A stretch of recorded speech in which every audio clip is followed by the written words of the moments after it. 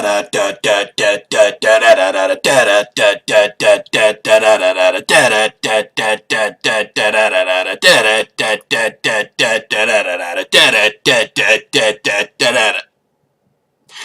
up, ladies and gentlemen? Welcome to GamerGenusTV, where we do things all related to Starcraft and Starcraft-related ways. And other games too, supposedly. Anyway, I have my coffee. I hope you are dripping with excitement. I know you are, ladies. I am ready to get more into some more Starcraft 2. It's kind of hot still. Okay, last time I had a inter-team kind of league thing going on that my buddy Archon sent to me from the clan Bacon, not Beacon, but Bacon. Thank you for correcting me. And I actually went and got some graphics together to kind of illustrate this a little bit better. They suck, but that's okay because I have them. They're mine, and now they're yours. Okay, so in game 1 we saw Archon playing against Silent Sushi, a game that Mr. Sushi won decisively on the power of a 2-2 Hellbat Marauder timing attack. Fucking sick. How do you stop that? Those Hellbats are just too good, man. They're too good. So, in that game we saw the Zerg go down. Next up we have I See Him, another Zerg. How will he handle Silent Sushi's destructive powers? Bam! I See Him versus Silent Sushi. Zerg versus Terran. Let's get it loaded. Okay, so we're gonna go ahead and get this going. In the bottom right of Akalon Waste, we have the Red Terran, the winner from the last game, the champion, waiting to take down another or be dethroned. Bacon's very own Silent Sushi. In the top left-hand corner, we have the Blue Zerg, Bacon's I See Him. He sees all. It's scary. Ninja versus ninja. And we have pings all over the map, clearly showing where all the danger spots are. There is some geysers here and some sand here. You got to watch out for that. Natural pitfalls on this map if you're not careful. So be careful. So on the top left we have the Zerg going into an Overlord. That's exciting. So clearly we're not seeing any early pull action. We have the Terran walling off. Oh my god. Crazy strats from both players. Overlords and walls. Let us see what this game has to hold. We are getting nearer to the point of finding out what they're planning on doing. We do have a drone scout going out.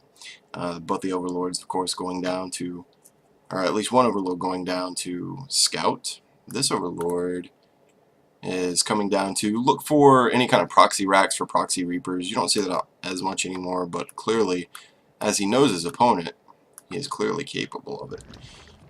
But we do see Hatch first going down, and for the Terran, the bunker's going up, and we do see the early gas, so this is likely to be either a Reaper play or we're going to see an early factory. And in that last game against Archon, we did see the early Reapers against Zerg. We actually saw a bunker rush with a Reaper. So we might see that again. Let's find out. And we do see that drone almost getting the kill on the SCV, but his buddy Brent comes in and saves him just the last moment. Get him, Brent. And he's running away. Brent's chasing him.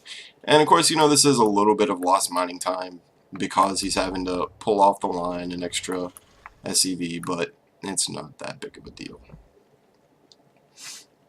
So in response to that early gas from the Terran, I See Him actually takes gas himself, which is, of course, the correct play, because you need Zergling speed as soon as you can against those Reapers. And we do see the Reaper coming out. It has now hit the field. We actually have another one queued up straight after the first, so we're going to see multiple Reapers. This is not going to be just for scouting information. This will be for harassment. Second hatch is finished up. The pull is finished. As soon as he hits 100 gas, it is likely that we will be seeing Zergling speed going down. The Queens are coming out, and those are also very, very essential for defending off Reapers. The Queen will help a lot against fending these Reapers off. We do have the SCV coming in with it. He is going to place down the bunker. He's going to try and get a lot of harassment done.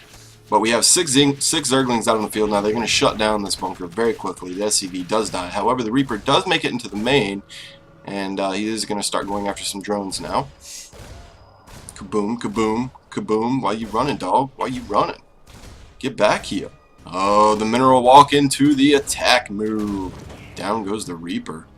Oh, the second one's just coming in. He manages to get by the 6 Zerglings. He's going to go attack the mineral line again. No. He's dancing. Dance fever. Now he's hitting the drones. Will he manage to get one? We have one each for each player. That Reaper does manage to get out of there alive, though. With plenty of scouting information, these 6 Zerglings are going to go down the field. They're going to do a little bit of counterattack, see what they can see what they can do. What can they do? Not much. This is a walled-off Terran.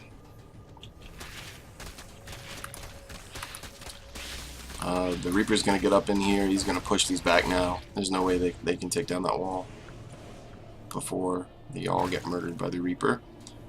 Continued production. We have a Roach Warren coming down for the Zerg now. So, and speed just finishing up, and 5 Roaches coming to the field.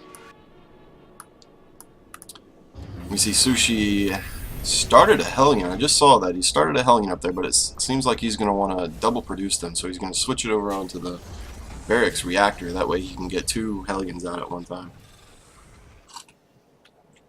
Which is fairly standard. And you see the second command center, orbital command in the main. As soon as this area is freed up from the Zerglings and the pressure, he'll float this on down here and start getting on his 2-base economy. But we do have, what is this, 6 Roaches on the way. Of course, they are unupgraded Roaches. No speed. We have a Baneling nest going down as well, and 8 more Zerglings coming to the field.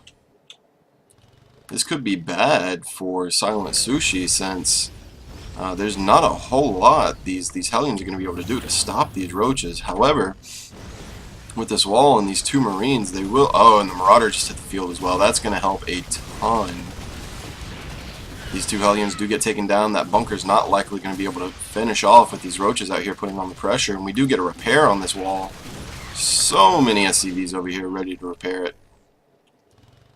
We've got 2 Hellions ready to roast a ton of Zerglings, 2 Marines, and a Marauder for the defense. This is looking pretty stable for Sushi. However, he is losing mining time with these SCVs standing here, as there's only 12 on the line now. And that's a bit worrisome for the Terran player. He really wants to get this other command center out here and start double making these SCVs, get them onto the line, start them producing. But we have Banelings just morphing in. He's going to try to bust the wall down, and he's going to move them forward, and they're going to hit the wall! Oh my god. They weren't able to take down that wall. There were too many SCVs repairing, although a lot of them do happen to die in the explosions. Maybe not a lot of them, but several. Oh wow, he did get the research for the Hellbat so that it can transform into, or from a Hellion into a Hellbat. So now those Hellions will be a little more useful. And this Roach, this one single Roach, is, his days were limited. So finally he's going to be able to get this command center down and start on his economy again. However, it has been a long time for the Zerg player. He has had plenty of time. And you see he already has 24 drones at his natural. He's getting ready to expand. His economy is booming. He's got 2 spine crawlers down for a little bit of static defense. He's got some queens going. He's getting another one. The Baneling nest, of course. And we should see a lair. There it is. 2 gases being taken as well. So Sushi is a little bit behind at this point. He doesn't have the same tech. He doesn't have as much of an economy. I see him as definitely in the lead at this point. However, in the ZVT matchup, all it takes is 1 drop. One of those Hellbat drops, and everything can turn around in a flash. So I see him. running across the map, checking over here at his opponent's base, just seeing what's going on. He does manage to see the bunker, which lets him know that it is likely that he has taken the expansion here. And he actually sent another Zergling over to this watchtower, and he has 2 out here in the middle of the map, which gives him just absolutely fantastic map vision.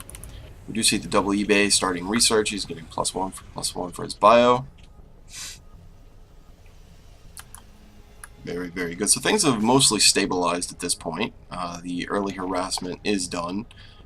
Neither player was able to finish it early, of course. So things have stabilized, and ICM is in the lead economically. Although he could have taken this third hatchery a little bit sooner. But we have Lings and Banelings marching across the field. And that is the value of having these 2 Lings here and the watchtower. There's nothing going to get by this front area here without you knowing. So you are completely safe just to run these other units out here and then do whatever you need to do. Wow. Wow, I wonder if that was a mistake. I wonder if Sushi meant to cancel that command center. It didn't have much, but it was just 1 Zergling running in to do a scouting check real quick. He is dumping the rest of those minerals he was going to use on that command center into units, which... no, he's remaking it over here. So I wonder if that was kind of a mind game play, letting ICM see that he canceled it and maybe think he's going to do some kind of 2-base push, which did seem to draw ICM back to his base. Very, very interesting. Very nicely done if that was the intention there. Because immediately he threw down the command center, on the low ground at the 3rd. Fantastic. We do see 2 Hellbats loaded up into the medevac. He's going to try and get some harassment done, but because ICM has such fantastic map control, he has vision all over the place. He has both towers. He has 2 Lings in the middle of the map. He's going to see this as soon as it enters his field right here.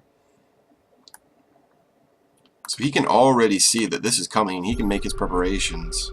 And on top of that, he has an Overlord along the path as well. He's going to try and hit this 3rd base now. However, it doesn't seem like ICM's really reacting to it. Maybe he missed it on the mini-map. The Mutalisk finally saw it. That's there. So Mutas are about to hit the field, but this may be a little too late. Oh, those drones are taking some damage. The Lings are taking a ton of damage, but it will get cleaned up. Wow, both the... Actually, he actually didn't get much damage done with that. However, a lot of these Lings are in red health.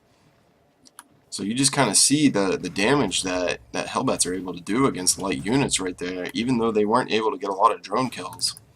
They did a lot of damage to those Lings, which can help in a future fight. But because he saw the Mutalisks, he's getting up 2 missile turrets now. Just trying to get some static defense ready. And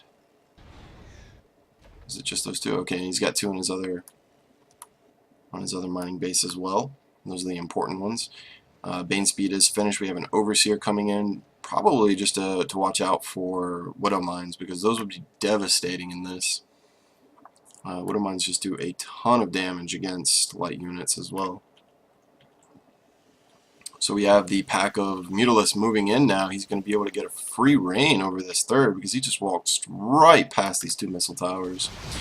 Sushi wasn't aware, I suppose, that the dead area out here was just so extensive, so he felt safe just putting the 2 here instead of actually getting some in the back of the mineral line.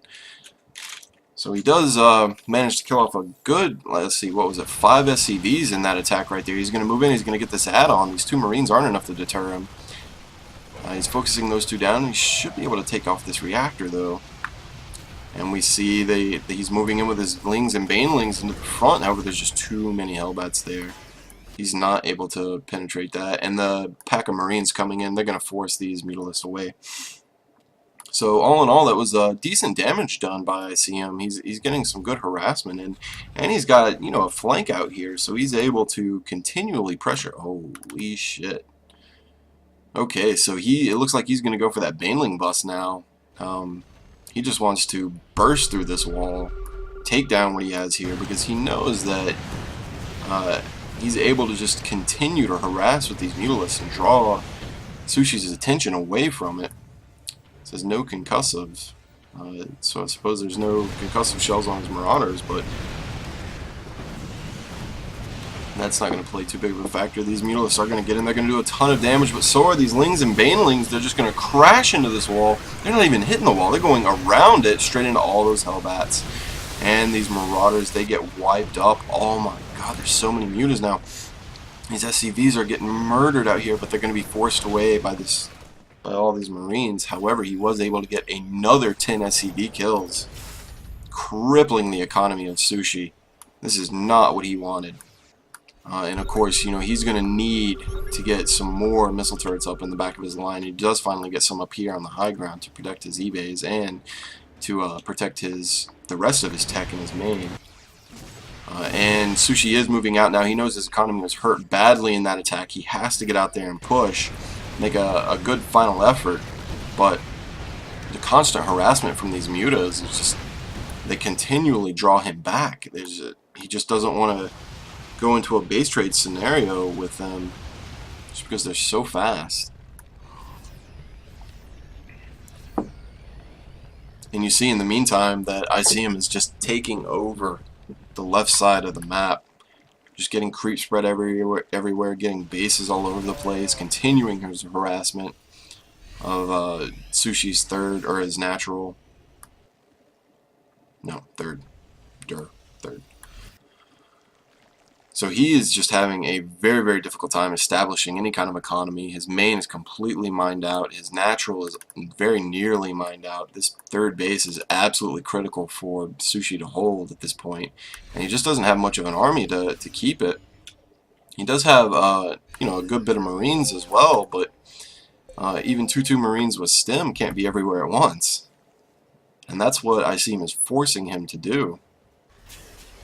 So he's going to try and take this fourth now. Finally, he sees that the Overlord is there spreading creep, so he's going to have to kill that off, and he's going to go ahead and start building the CC here and then land it over as soon as that finishes. But because ICM has taken such control of this map, just completely dominant play with these Mutas, he is able to take another base here and another base up here, and it looks like he's actually even taking 2 more over here. Yeah, so I see him as in a thorough lead at this point. He knows he is, so he's just kind of spreading bases all over the place and just waiting to kind of starve Sushi out. And Sushi's going to have to get this third base. You're going to have to keep it alive and take this fourth as soon as possible and get some economy rolling again. You can kind of see the difference, even with mules. ICM's just in a big income lead, and he hasn't taken that many losses really. Well, you can see how it differs from Terran and Zerg between units lost. The Zerg typically just get so many more units and just kind of throw them at Terran. Terran typically is more cost efficient, but you need to be even more cost efficient, because he's just killing so many SCVs off over and over, while Sushi's been harassed and just can't leave his base. So this command center does go down. All the SCVs have to evacuate. Sushi knows that this is his last chance. He's just going to have to take the army he has and try and initiate likely what will become a base trade scenario, or at least force ICM to come back to his bases and protect them from his aggression, which I think is the right move in this case. There's not a whole lot you can do. You're getting continually picked apart by those mutas. You have to get in there and you have to force him to react to you now. Oh God. Honestly, there's just too much here from ICM. He's getting an excellent surround. All of these mutas here are getting tons of damage on the Marauders. The Lings are getting damage everywhere. The Banes are getting damage everywhere. All of it's just dying. And Sushi does throw out the GG, well played. And ICM takes game number 2 for Team A of Bacon. So well done. Well done indeed. Oh, well, okay. So let's move. Hey. So that was a fantastic game too. You saw the same kind of early pressure with the bunker and the Reaper from Sushi, trying to get some damage done with those Reapers, but it just wasn't enough. He wasn't able to get the bunker done. He wasn't able to keep the Reapers alive long enough. ICM just reacted too well to reading Sushi's build order. And then you saw kind of the same Hellbat heavy Marauder composition, good God. But Sushi wasn't able to get out there and be aggressive with it, which is what you have to do with that, because of the strength of the Mutalist and pulling him back to his base, just constantly unable to leave because he's constantly having to defend. Also, because he has Mutalist now, Sushi is forced to move away from the Hellbat and the Marauder production and go into Marine production. So that was the gist of Game 2. The Zerg wins. Game 3 will be coming very soon. Until then, ladies and gentlemen, enjoy your evening and keep an eye out for the next one. It's gonna be a doozy.